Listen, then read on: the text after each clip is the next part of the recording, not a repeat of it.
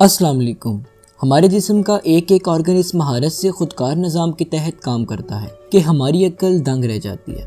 हमारे जिस्म में कई सिस्टम्स एक ही वक्त में काम करते हैं, जिनमें से एक अहम सिस्टम डाइजेस्टिव सिस्टम भी है और आज हम इसी सिस्टम पर बात करेंगे। खाना खाने से लेकर इसके हजम होने तक के तमाम प्रोसेस को डाइजेशन कहते हैं। आइए आज आपको हमारे जिस्म में डाइजेशन और डाइजेस्टिव सिस्टम के बारे में कुछ मालूमात फराहम करते हैं। हमारा डाइजेस्टिव सिस्टम कई ऑर्गन्स और ग्लैंड से मिलकर बना है जो खाना खाने के बाद इसे हजम करने यानी डाइजेस्ट करने में हमारी मदद करते हैं। हम जो भी खाना खाते हैं हमारा जिस्म इसे बारीक ज़र्रात में तब्दील कर देता है ताकि इसे हजम करने में आसानी हो और वेस्ट मटेरियल अखराज भी किया जा सके।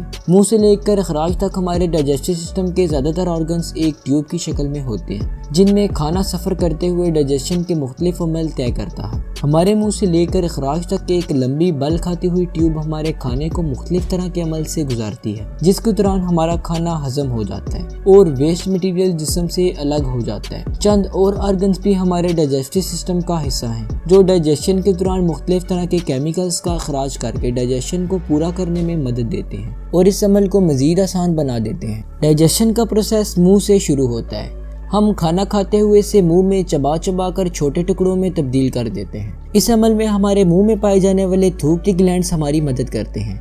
थूक में शामिल अज़्ज़ा हमारे खाने को चबाने में मदद देते हैं और हमारा खाना पहले से छोटे टुकड़ों में तब्दील होकर मजीद अमल से गुजरने के लिए तैयार हो जाता है।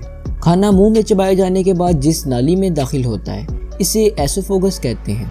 यहाँ यूं समझ लीजिए कि खाने को मुंह से मैदे तक ले जाने वाले रास्ते को एसोफेगस कहते हैं। एसोफेगस एक लंबी ट्यूब होती है जिसकी अंदरूनी दीवार में मौजूद मसल्स की यकसा हरकत खाने को नीचे मैदे तक ले जाने में हेल्पफुल साबित होती है। जैसे ही खाना मैदे में पहुंचता है मैदा मुख्तलिफ किस्म के केमिकल्स खारिज करता है। इसमें सबसे तेज केमिकल को गैस्ट्रिक एसिड कहते हैं। ये केमिकल खुराक को मजीद छोटे ज़र्रात में तब्दील करने में हमारी मदद करते हैं। मैदे में केमिकल प्रोसेस से गुजरने के बाद खाना स्मॉल इंटेस्टाइन यानी छोटी आंत में दाखिल हो जाता है। छोटी आंत के पहले हिस्से को ड्यूडेनम कहते हैं और दूसरे हिस्से को जोजेनम और आखिरी हिस्से को इलियम कहा जाता है। छोटी आंत में निज़ाम हजम यानी डाइजेस्टिव सिस्टम के दूसरे अज़ा से भी मुख्तलिफ एंजाइम्स शामिल हो जाते हैं। ये एंजाइम्स छोटी आंत की अंदरूनी दीवार से निकलकर खुराक में जज़ब हो जाते हैं और खाने को मजीद बारीक ज़र्रात में तब्दील कर देते हैं। छोटी आंत के बाद खाना बड़ी आंत में शामिल हो जाता है। बड़ी आंत में हजम के अमल के दौरान खाने में से पानी और सोडियम की तरह का एक केमिकल जिसे इलेक्ट्रोलाइट कहते हैं अलग हो जाते हैं। बड़ी आंत के पहले हिस्से को सीकम कहते हैं जो कि अपेंडिक्स से जुड़ा होता है। बड़ी आंत में मुख्तलिफ तरह के बैक्टीरिया खुराक को हजम करने में हमारी मदद देते हैं। इसके बाद खाना बड़ी आंत में से एक नाली में से जिगजैग तरीके से गुजरता हुआ नाली की आखिर तक पहुंच जाता है। अमल के आखिरी हिस्से में पूरे अमल के बाद बच जाने वाला वेस्ट मटेरियल